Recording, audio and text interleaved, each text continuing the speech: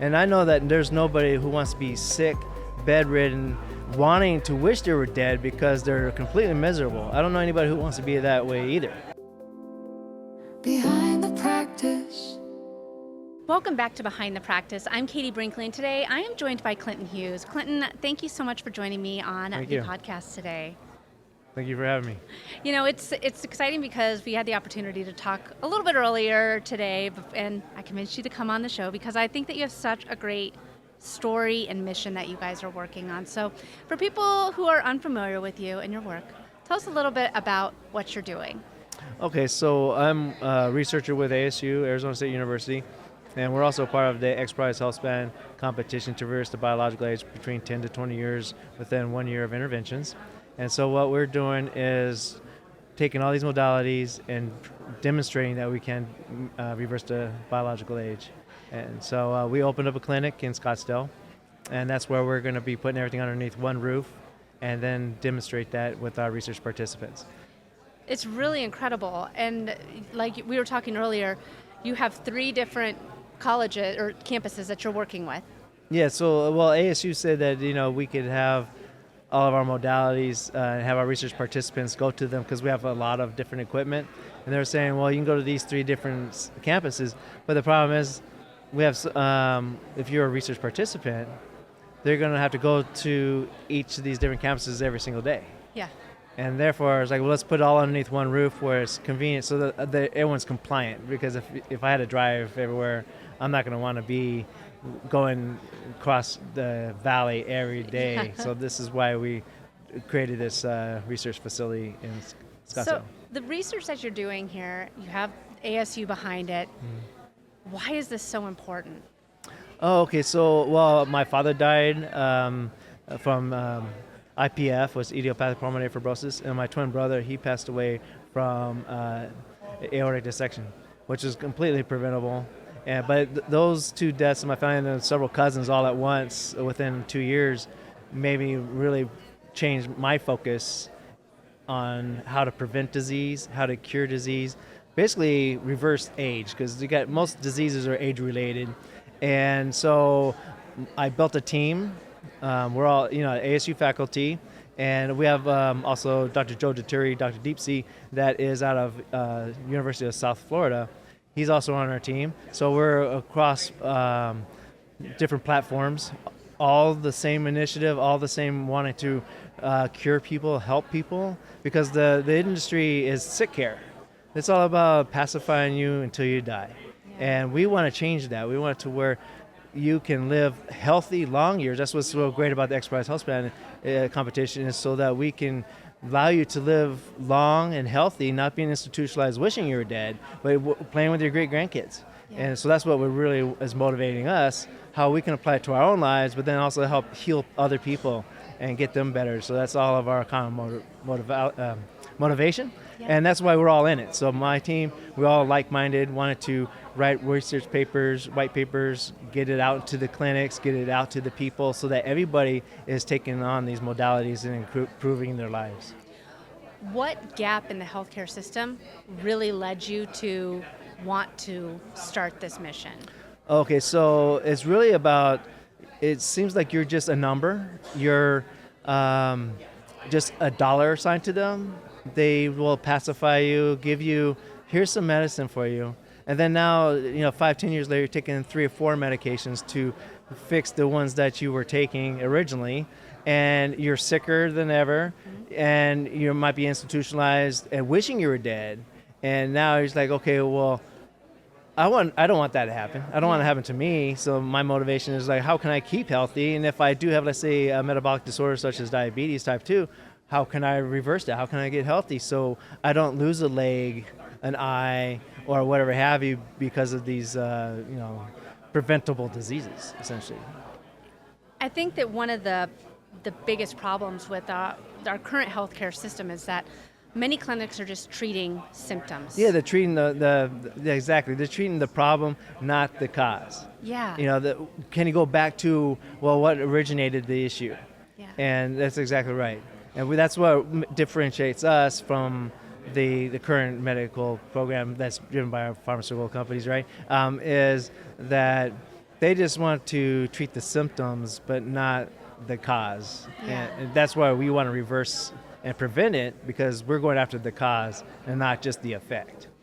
So we're going upstream and not downstream. Oh, and I love that. And I think that with what we're seeing from people like you that are trying to change the healthcare system, we're seeing people that want to fix the solution before it starts. There's others underlying things that we can be on the lookout for before it even arises. Yeah. What are some of the core pillars of your longevity success? Core pillars. Okay, so, well, I would say definitely it would be the support structure, having like-minded people, having a university like Arizona State University that's also wanting to dive into medicine. They just got the medical university through John Schofield donation. We're starting up a medical school that starts this fall in 2026. So having both the university and our researchers on our core team. And then also we have Age Reversal Research Alliance. It's a nonprofit 501c that we're working on getting other people, other companies that are developing the technology to all work together to find the cure for death, basically. How can we live the longest, healthiest possible? And so those are what I was talking about, having the infrastructure available, is because now we're helping each other. It's not about the money. It's about healing people and driving the research and the technology and get it out there. I'm sure a lot of people hear what you're doing and they say, well, longevity, dying is just part of life. You know, how can you extend the lifespan anymore? And what do you say to them? Okay, so some people tell me that they don't mind dying like now. I'm like, is that true? Really, would you? I mean, I don't think anybody really wants to die. And I know that there's nobody who wants to be sick, bedridden, wanting to wish they were dead because they're completely miserable. I don't know anybody who wants to be that way either. And if I tell people, if you could be, let's say, 20 or 30 years old biologically, regardless of your chronological age, you're healthy, you're going out there doing everything that's fun, you got your great-grandkids, maybe even great-great-grandkids living 150, God willing, that would you rather have that, having that health span, being long-lived, versus dying early and missing out? I look at it that way. You can think of it as FOMO. Yeah. Right? Fear of missing out. I mean, would the you ultimate FOMO. Yeah, exactly. I mean, I live if I could choose between living to 50 versus 150, and I can be the same as I was when I was 50, kind of thing. Hands down, I'll do whatever I can in my life to be able to maximize my years of being healthy, disease-free, and ultimately happy with family and friends. So, what biomarkers or tests are you currently using to grow the longevity through all of your tests and your research? Okay, so we have team members. For example, some of our team members named Panisse, Dr. Panisse. He has a spin-out company called Theriome. And we take your blood, so ASU is processing all our blood work. We do blood work in the beginning, middle, and at the end of the clinical trials. But we create a digital twin, and we look at these biomarkers and put you where you are now, drawing a line in the sand, and compare you to through your biomarkers, where somebody who is younger, like say 20s, 30s. And then we have, and it's all AI driven, so then we also know, well, what are the therapies and therapeutics that diet and other interventions that can bring those blood markers into the line with a younger person. And we were finding out that actually helps prevent disease. So we're going to keep going further on that. And what it boils down to is personalized, targeted medicine. It is basically catering to you specifically, because everyone abuses themselves, ages differently. For example, an alcoholic versus a smoker. You got accelerated aging of the liver, accelerated aging of the lungs. So it can't be the same modalities, same therapy exactly for each person. So that's where I think instead of just being a quick number from a doctor that is treating you next, and it's the same outcome for everybody, they treat you all the same. It is really looking at your profile that's specific to you and catering a treatment plan that will make you the healthiest. and that's where personalized targeted medicine really comes in. And that's, I think, what differentiates us from other organizations out there, is that we really care about each individual person specifically and treat them accordingly.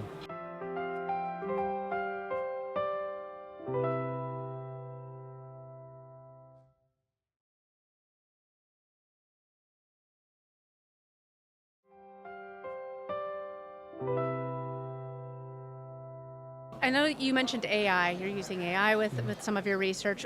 Has there been anything that's really jumped out at you where you've been like, man, I had this blew my mind. I had no idea on this part of the aging biology. Well, I mean, I don't know about jumping out at me, but there's definitely like some biomarkers that if you look at like CRP, uric acid, and there's just a lot of these age-related biomarkers and toxins that if you were to do something about it, just being aware, oh, you are elevated, what do I need to do to bring it down, and actually doing an intervention, and then, oh wow, I dropped this way down, this is like super healthy now all of a sudden. Yeah. But if we weren't monitoring and really focusing on reversing some of these hallmarks of aging, I think that's very profound, which it was not in existence when I was younger, and it's really just a new science today. What is something that the industry is getting wrong about aging? Oh well, there's a lot. That's a well-opened question, I could say, because the thing is, you have different aspects. You have people who are ignorant. That our job is to inform them. Some of them don't want to. Like you were saying, well, why should I have to live that long? When it happens, it happens. It's changing their mindsets. The industry is really, pharmaceuticals. It's all about the money and stuff like that. And I think that's shifting, especially with our younger generations. They're focusing on health now. Yeah. You got non-alcoholic beer. You have all these things that my generation is totally different than the Gen Zs, for example. Mm-hmm. They're now very more health oriented, and you can see that shift in the communities and the age groups about more focus on how they're living their own life, which was not before that. Before my age, it was all about partying and having a great time. Yeah. And this new generation is about, oh, how can I live longer? How can I be healthier? And I think that's great, because that's going to be shifting the medical industry. In fact, if you've seen the last couple of years, everyone's shifting their mindset to longevity now. It's becoming the thing now. Mm-hmm. And I think that's going to be progressing further and further, and to the point where, hey, we don't have to die anymore. We don't have to get old anymore. That's where, especially with AI coming in involved, 150 seems like a realistic date. Yeah. Or maybe even longer. Maybe they'll find out where, hey, you don't have to die, it's optional. Yeah. But I think that's where the trends that's highly visible right now that you can see. So speaking of trends, are there any trends that you see as being kind of overhyped right now? In the longevity space. Oh, overhyped. You put me on the spot. There's all kinds of different hypes. Like hydrogen, water. That was a fad that came through. That really they're finding that, well, if you inhale it, it's a lot more feasible, and it's shown a lot of anti-inflammatory. So I think there's just changes in the focus of these different modalities, because you get the new shiny object that comes out, everyone's jumping all over it, and then when the science and literature sinks in, it shifts to what is more realistic. Yeah. I know that EBU has been also another trend, but I think TPE is the better for you. And if you were going to be doing like hyperbaric therapy and exercise, you don't want to continue overstress with an EBU on top of that, because of the reactive oxygen species. So I just say not do EBU, do TPE instead, or donate plasma. So you can see how there's some different latest, greatest things that's coming out that, it's better in a different way. Yeah. Yeah. So if someone's listening right now and they're saying, okay, maybe I would love to live longer. I'd love to know how long I can live. Maybe I've been living my life to try and eat healthy, try to run, I exercise. I want to learn more about what you're doing. I know that there are clinical studies through the university that you're doing, but if someone else, maybe they're in the Scottsdale, Arizona area, and they want to reach out to you and maybe sign up to learn more, what's the best way for them to get in touch with you and see exactly what you're doing? Because you're doing some really cool things here. Oh, thank you. Yeah, so we're going to be doing multiple trials for the XPRIZE, and through different IRB resubmittals for additional protocols. So we'll be doing basically we're doing multiple clinical trials. And we're looking for research participants that want to sign up. So we're looking for people that are between 50 and 90 years old, that are male and female, equal distribution ideally across the clinical trial. But we need people to sign up for that. All the modalities are free for those research participants. And so they can sign up. They can come to either email me at clinton@youthrenewal.com. That's our clinic in Scottsdale, or they can stop by. It's at 9362 East Scottsdale Road, 85260, and they can sign up as well for that, or they can go to www.youthrenewal.com and also sign up for the clinical trials. And the clinic that you're building here is very special. It's literally built around a lot of the equipment that you have. So Yep. before we wrap up this episode, let's just talk about that clinic a little bit. Okay, great. Yeah, so we have this, it's called a multi-baric chamber. It's Yeah. the only one in the world right now that can take you from the bottom of the ocean to Mount Everest. So we have, it has two interlocking doors. It can sit 6 people in there, but we have it plumbed for 2 people, so you can do exercises in there as well. So it can go down to 2.4 atmosphere. Technically can go more than that, but that's where we set the limit to. And then we can take you all the way up to Mount Everest, about 16,000 feet, because that's where the FDA says you need to have supplemental oxygen. But we have, for example, Caroline, that's part of the Deafblind Everest Project. Yeah. She has Usher syndrome. She's 28. She lives in Britain, and she has a PhD, but she has Usher syndrome, so she's gone completely deaf. She's going to be almost blind, and she wants to go to Mount Everest before she goes completely blind. She's going to be coming here in mid-March, to train and get acclimated for Mount Everest in our chamber. So we're going to be provided there. We've had heavyweight boxer Kingsley. We have a lot of other professionals who want to get in there and train, because we can really work on their VO2 max and their athletic performance, because we can put them at any altitude. Yeah. And that's why the Cardinals go to Flagstaff to train. And then also you got the hyperbaric part of it. So there's 2 different ones. You got a hypobaric, which is like flying an airplane. That's 8,000 feet they set the pressure to. Denver, Colorado's 5,000 feet, which is 15% oxygen. So we're just simulating the oxygen level just by removing some of the air. Hyperoxia is through the hyperbaric, and we do supplemental oxygen. So the chamber itself is 21% oxygen, but you're breathing in 95 to 100% pure oxygen through the mask. So it comes in and then it leaves the chamber. So you only keep the 21% atmosphere. So it's very super safe in this chamber. Yeah. And then we also have a bunch of workout equipment that we're working with a sponsor named SmartFit, that we have their equipment in, and it's all state-of-the-art equipment. We had the walls torn down and brought in the equipment and then built the walls up around it, because it was just so large. The chamber itself is 9,460 pounds. And so it took a whole team to get it taken apart, put it through the double doors, and then put it all back together. And so we're going to be opening up probably next week sometime. Amazing. Yep. Yeah, you're doing some really cool things, and I know that if you're in the Scottsdale area, the Arizona area, Phoenix, Tempe area, definitely look to get in touch with Dr. Clinton here, because you guys are really doing some incredible research, and I know that we will be reading about your studies and your findings in papers and research papers here to come. Yeah, thank you. Yeah, we're going to be providing everything under the sink, I guess to say the kitchen sink in this clinic. Everything from TPE to stem cells, exosomes, peptides, exercise, lifestyle changes, diet, hyperbaric, hypobaric, just almost pretty much anything you can think of is all going to be here underneath this alliance of how we can all work together to figure out how to be immortal, essentially, is what it boils Yeah, down to. I love it. Well, this has been an incredible conversation. Thank you so much for joining me on this week's episode of Behind the Practice. Behind the Practice is produced by Next Step Social and Podcasting and hosted by Katie Brinkley and Sean Quintero. A special thank you to our guests today. This episode was recorded live at the Boston BioLife Functional Longevity Summit. A special thank you to the team that helped make this podcast happen.